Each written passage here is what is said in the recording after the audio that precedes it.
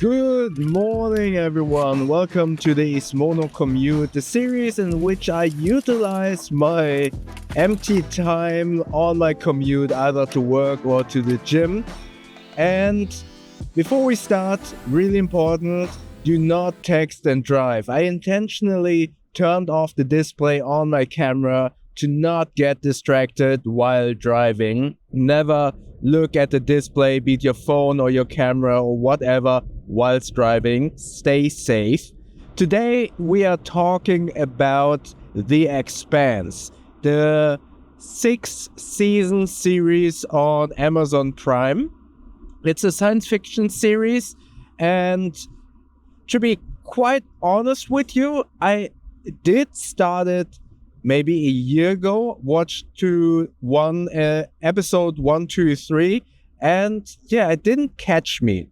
I went to the eye doctor, and yeah, for some reason we talked about science fiction series, and he told me, hey, it's an amazing series, you need to watch it, you gotta push through the first episodes, it will become an amazing series.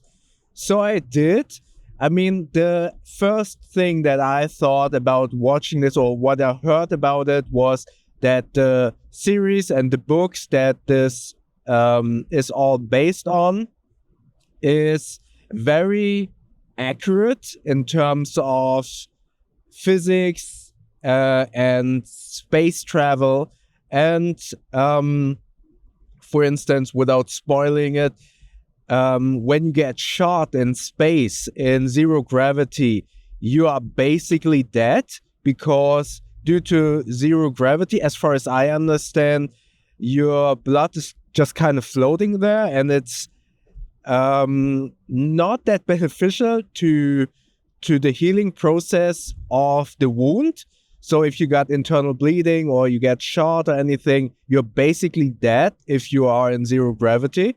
Not sure if that's actually accurate, but I felt that was a really cool detail, and the way all of the spaceships maneuver is really cool. So a quick synopsis, I finished watching the whole series, so season 6 yesterday, and I will give you a review about the whole series overall.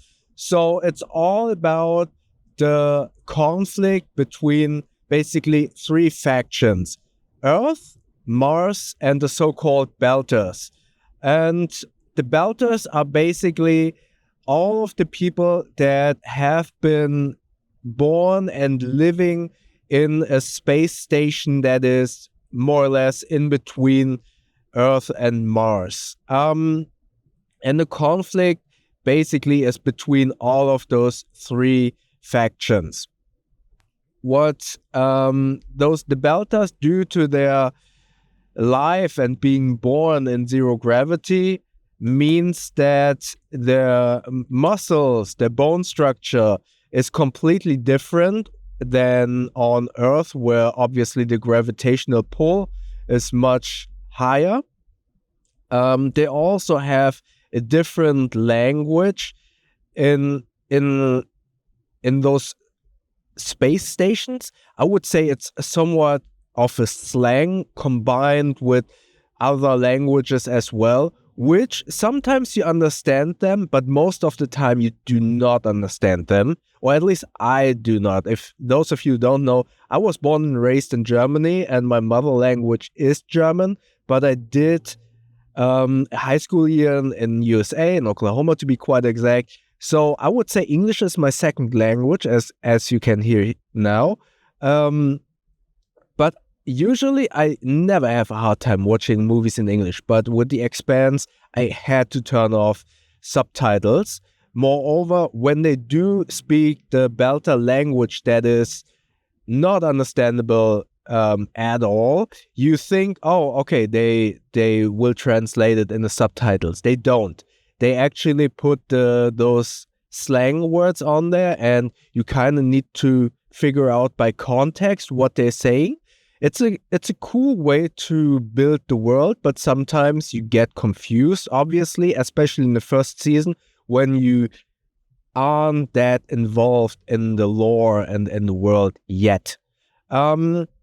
So I highly recommend to switch on subtitles, even if you are a native English speaker. The story, obviously, as I said, it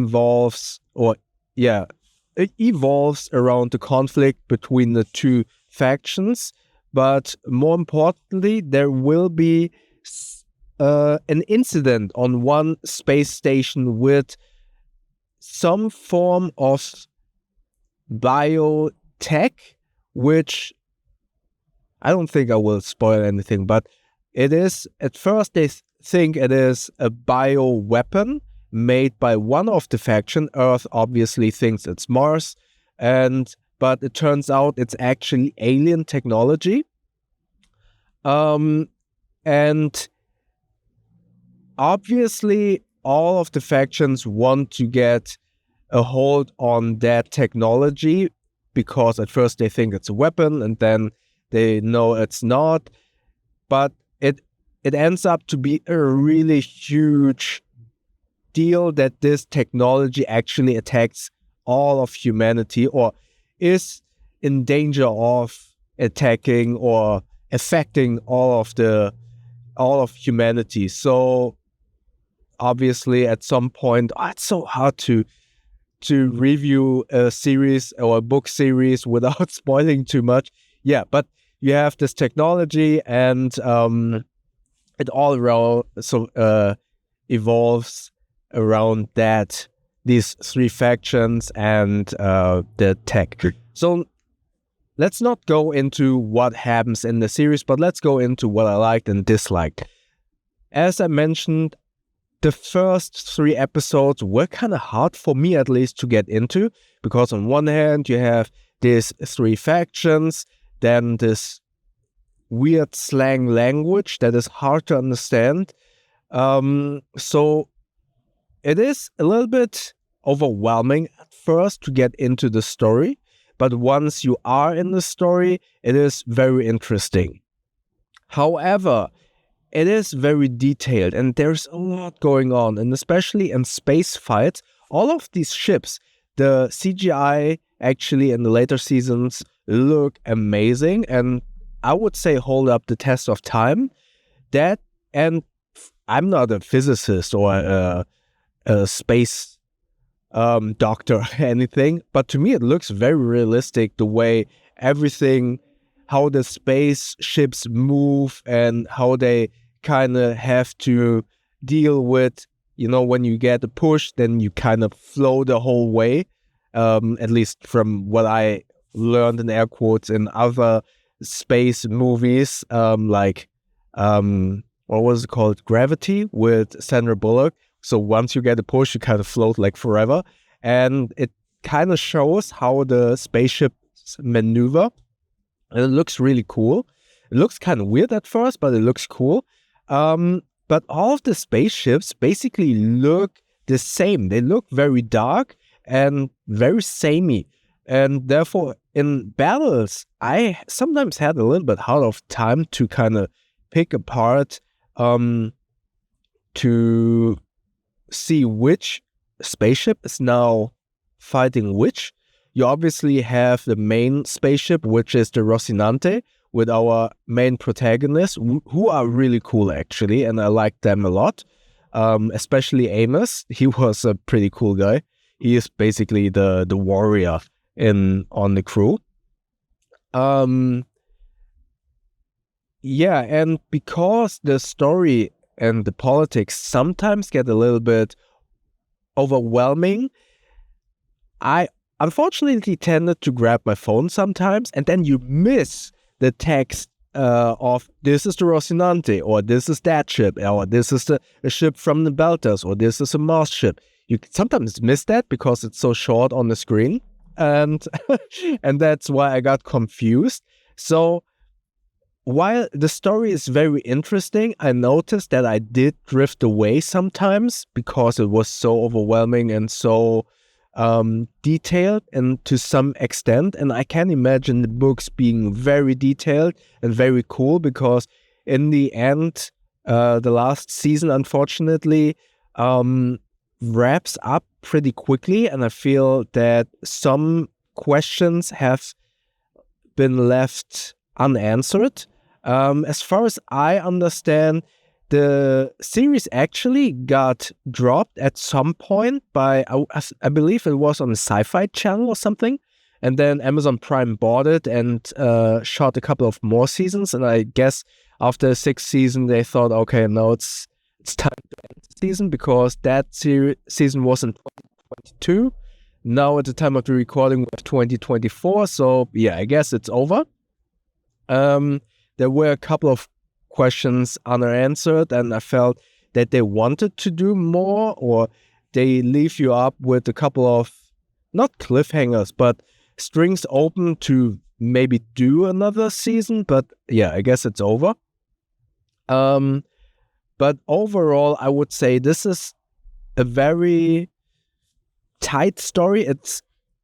Although some questions are unanswered, there are still a lot of cool storylines that are closed, that are completely told. And I think it is an interesting series, although I was drifting off sometimes because I wasn't able to, I was able to follow, but sometimes it kind of lost me with all of the politics.